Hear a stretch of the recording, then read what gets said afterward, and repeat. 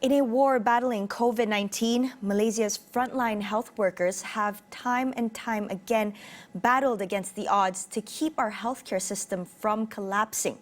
As someone who served on the front lines, Dr. Mareitzeral Mamat said that the pandemic had pushed the healthcare workers to the limit, as he pleads for help and support from all sectors.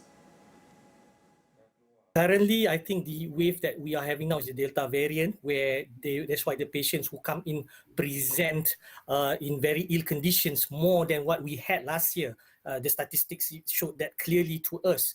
And for the staff, because you would say they're beginning to get fatigued because of, they're doing the same job again and again, and the same people. For example, we're talking about vaccination. It's also the same group of people who were the frontliners to detect and to trace and now to vaccinate. So they are doing all these jobs at the same time.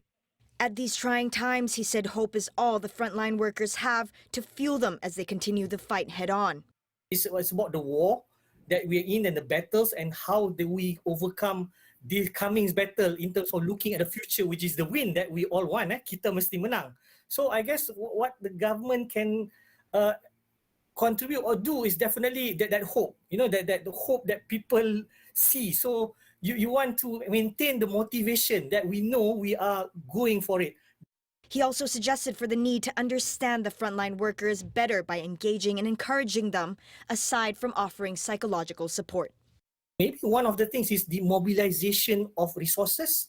We're talking about like the PPVs that we have, the vaccine centers. Perhaps what the government can do is encourage other agencies to really help the centers, that what they're doing now. But mostly we see it's a volunteer basis to really mobilize. When you go, maybe the medical personnel just concentrate on doing it, but the other administration staff, we do see the the cabin crew who come in to help. Those things, and seeing that we working together, that would actually increase motivation, not just the medical workers or frontliners, but the other agencies as well.